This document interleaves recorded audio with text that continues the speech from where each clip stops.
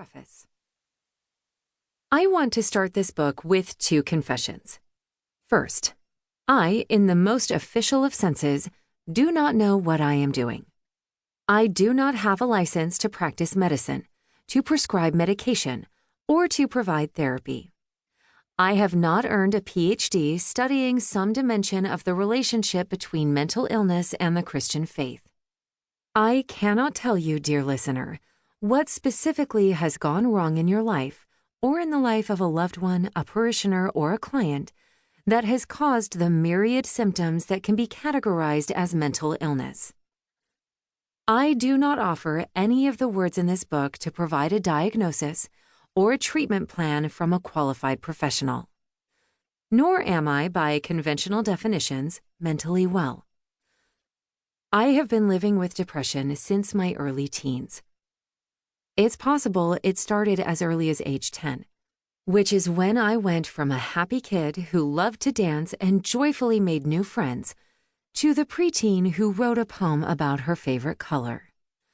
Gray is rain pouring down. Something went wrong somewhere in there. We know that by 12, I had effectively self-isolated to the point that I had no friends. By 14, I was on my first selective serotonin reuptake inhibitor, which is the scientific term for antidepressant and anti-anxiety medication that help a brain correctly absorb the positive chemicals it is already producing, but somehow failing to process correctly.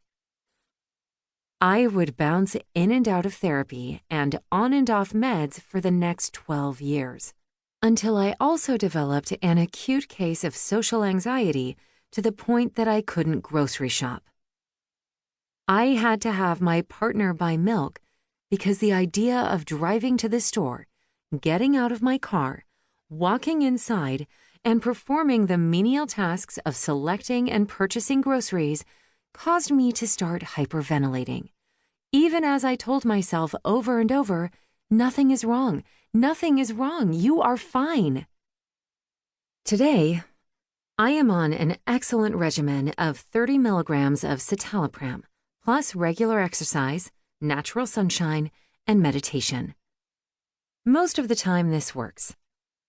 But I want to note that 30 milligrams is the highest dose of medication I've taken in my 21 years of SSRIs. This book has been less written and more sporadically wrenched from my heart, like it might be via a battlefield surgeon equipped with only a crowbar.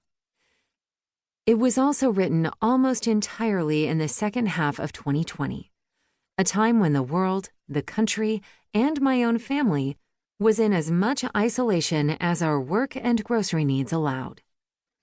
So, beloved, if you have come because your life is affected by mental illness, in yourself or in someone you care for, and you hope that over the course of this book, I will be able to draw you a perfectly plotted map of your own easy track to mental health, I am so very sorry.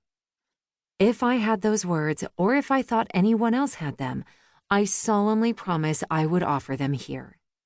If I had the magic words to make a loved one stop drinking, to make the intrusive thoughts leave you, to help your church member or client unlock the bonds of trauma and leap away free, I promise that I would not only write them, but I would also distribute them free of charge in every corner of the world that I could find.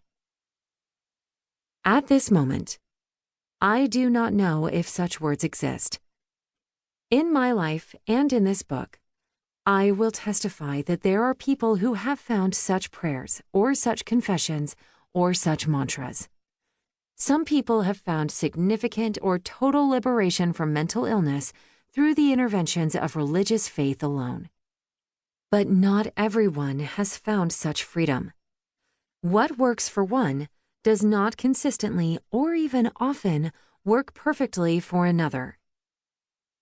In truth, what the Church has too long prescribed for mental illness, more diligent prayer, more attendance at worship, more dwelling in Scripture, can actually exacerbate that same mental illness and its symptoms rather than relieve.